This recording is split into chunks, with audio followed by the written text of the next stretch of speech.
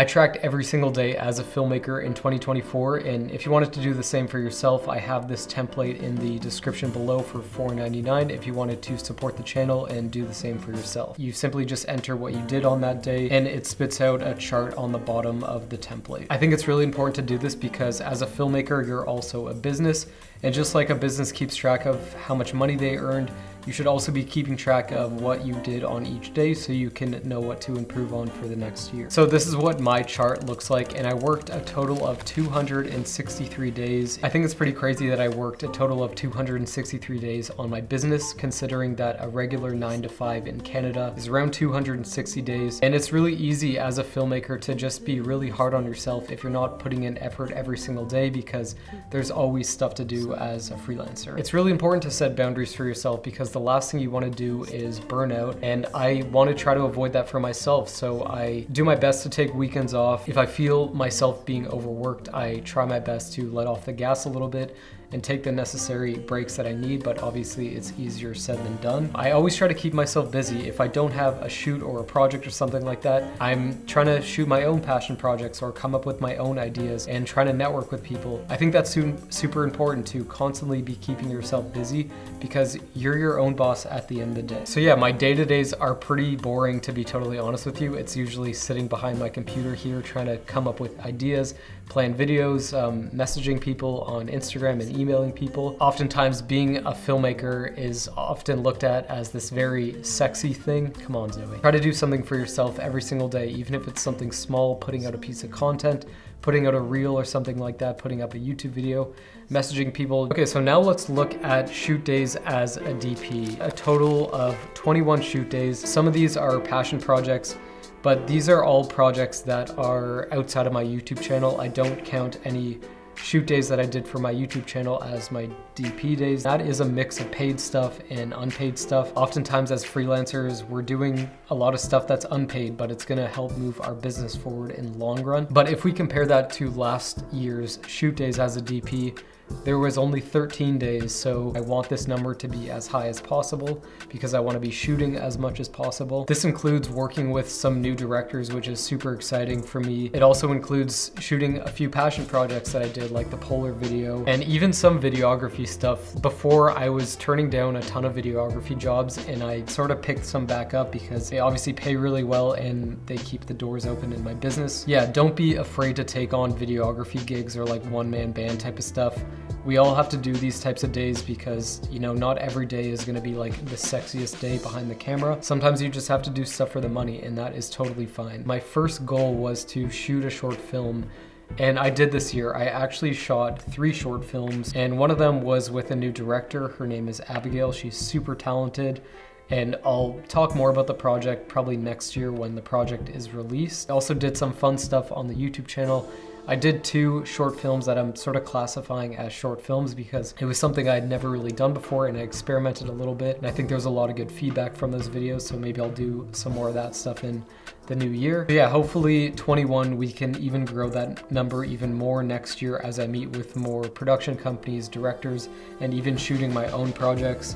So I hope to improve this number more every single year. Moving on to shoot days as a lighting tech, and that is 41. So yeah, I'm still doing jobs in the lighting department, and I'm not fully able to like live off my income with just doing shoots because it's taken me a while to sort of transition out of lighting, and it's been a goal of mine for a really long time, but it's really hard to make this transition happen. And you know, that's me being totally honest with you guys. And that's why I'm sort of taking a little bit of a turn with my career. You know, I want to focus a lot more on doing YouTube videos. I want to reduce this number as much as possible next year. I turned down a lot of lighting gigs this year. I think my last year number was 54. And I remember consciously turning down some gigs this year because I was like, no, I want to put my efforts back into this YouTube channel and trying to make my own projects happen. So we saw a little bit of a decrease in this number this year. Yeah, it's really hard to sort of transition out of being a technician. I've made some videos in the past talking about making this transition happen. This is something that I'm actively working toward. I don't think it's a switch that happens automatically one day you're a director. I don't think there's anything wrong with working in a lower position to make an income.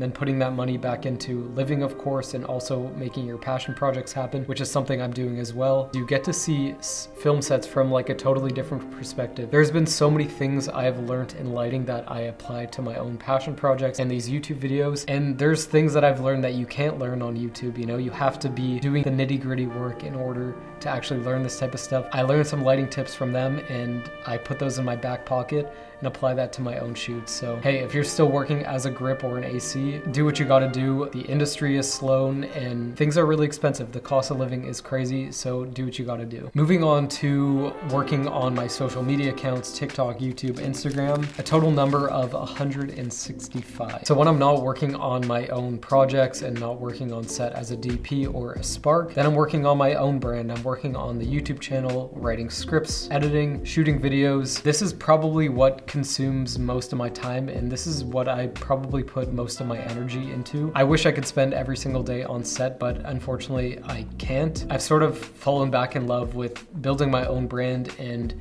uploading to YouTube and making fun projects on YouTube and talking about my process. So I could probably see this number increasing for the next year because this is something I'm gonna consciously work toward and try to build. So this is obviously sort of a new path that is emerging, but I think we're gonna start to see a lot more filmmakers come to YouTube and Instagram. I think people are starting to realize you sort of need an audience for yourself because people are gonna be invested into your work. And then hopefully you can get brands to hop on board and sponsor you, and then you can invest that money back into projects. That's something I'm going to be striving toward, and it's opened doors for me. It's made me have conversations with people I wouldn't have had conversations with otherwise. It's a bit of an unknown, of course, but I think it is so crucial to build an audience for yourself and have people invested in your career and invested in the work that you're actually creating. There's also a bunch of stuff that I want to do for next year, like potentially creating a course.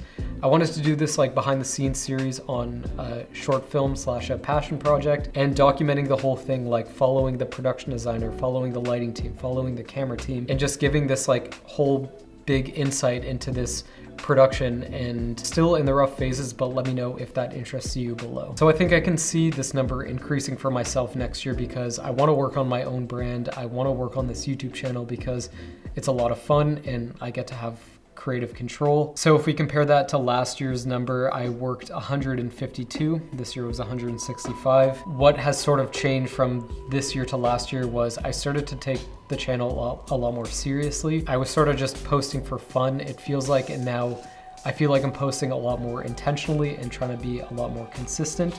That was one of the goals on here as well, upload more consistently. Consistency is probably the hardest thing with posting online. It's really easy to just make a video slip through the cracks and, you know, all of a sudden you haven't posted in like 2-3 weeks. That's what sort of shifted with me. I sort of wanted to hold myself accountable and just take this a lot more seriously. Moving on to prep days / tech scouts, a total number of 13. So this includes any days that I was prepping for my own shoots at rental houses, location scouting. It looks like last year I had a total number of 9 days. I guess there was a bit more of a jump in this, only like 4 days because there was more shoot days as a DP. Yeah, I usually always try to push for like a prep / tech scout day because I like stepping on a set and knowing exactly what I'm doing. Moving on to coffee / networking days, a total number of 24. Last year I had a total number of 13 and I told myself in the last video that I want to improve on this number. So I did. I've pretty much almost doubled it. This number should really be as high as possible because I think you should be reaching out to people and trying to network as much as possible. And this number is totally within your control. You can be trying to go for coffee once a week with somebody. And if you want to expand your network, like this is the best way to do it. Don't expect that every single person that you message or email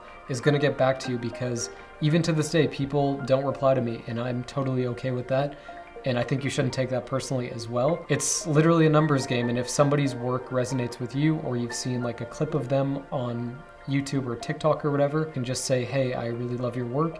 Would love to grab a coffee sometimes. It's as simple as that. And if they don't reply, there is no hard feelings. Like, don't take it personally. Keep in mind, like, you should be networking with people that are sort of on the same level as you. Like, don't reach out to like a top DP or director that's all the way up here and your work is sort of down here and you're in the building phases. Like, reach out to people that are lateral to you, that are also building their portfolio, and that's how you come up together, kind of thing. There was a few directors that I went for coffee with this year, and we ended up shooting projects together, and that's because we're sort of at the same stages in our career. I also think there's sort of a fine line between being transactional and trying to be genuine to somebody.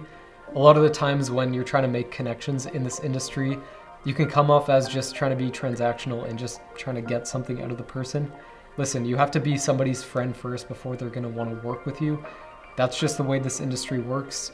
It's all about who you know, not what you know. Actually take the time to like get to know a person, and if you have a connection, then you'll end up shooting something together. I've said this in other videos, but your relationships in film are kind of like dating in a way. You want to actually go on a date with the person before you end up shooting something with them. That's just the way things work. You want to know that you can like fully trust a person before you jump onto a big production with them. This is a number that I'm still gonna improve for next year because it's all about who you know, not what you know. And hopefully as this number increases, your shoot days as a DP will as well. It looks like last year I only had 13 days of coffee and networking. Probably a big part in that is I wasn't living in the city before, so I had to drive into the city every time I wanted to grab a coffee. Now it's really easy. Also, the winter is like the perfect time to be trying to network with people. You know, it's really slow in the winter, so don't be afraid to send somebody an Instagram message, compliment their work, and say, I would love to just grab a coffee with you and just chat. I think it's important to build your own team and build your own network of people that you can hire on your productions. Something I do want to get better at next year is like going to networking events. I'm so bad in social settings. I hate when there's like tons of people. I prefer a one-on-one meeting when I can actually like get to know somebody. Luke Forsythe's video inspired me. He went to Profusion in Toronto, and I saw him networking with other creators. You know, it's awkward, it's uncomfortable. You don't want to just approach somebody, say, hey, I've seen your work. But unfortunately, you have to do these things and you have to get uncomfortable if you want to grow your network, and you never know who you'll hit it off with or who you'll actually meet. I went to a few events this year, and there were some people that watch the channel, which is always so sick to hear. So that's a goal for next year. Go to more networking events, try to reach out to more production companies, directors, DPs, just become like a familiar face in the industry. I think that should be a goal for you as well. Moving on to color grading days. One day. I'm probably gonna delete this category for next year. There was one day at Red Lab where we colored the Polar project. Unless it's a really big project, maybe I'll outsource a colorist, but I sort of know my way around DaVinci Resolve, and I can get myself like 85% of the way there. Yeah, maybe next year if I do like short films or stuff like that, then I'll outsource to a colorist, but I could probably just delete this category. Last year, it looks like we had a total number of 4 days. There was a lot more big scale projects where I was working with directors, and we went to Red Lab to get our stuff colored. There's definitely a huge benefit to working with colorists if you have access to one. Hopefully in the future I can continue doing this, but if I'm just posting on YouTube, you know, just weekly videos, it's obviously not feasible to do that. Maybe on the bigger projects I'll outsource to colorists. Maybe I'll also do a video on it if I do go into a post house and take you guys along as well. So the next thing that I kept track of were my days off, and that was a total number of 101. Like I said, I like to take the weekends off and try to set boundaries for myself. I think that's super important, like I said. It looks like I actually took less days off this year. Since last year, it was 120 days off. Yeah, obviously as this channel grows and my brand grows, that's gonna be harder and harder. There's so many people that I know that have burnt out, so please just take the time that you actually need to separate work and your real life and still do the things that you actually love to do. The next thing that I kept track of was the amount of days I went to the gym, 122. If we look at last year's, I hit 123.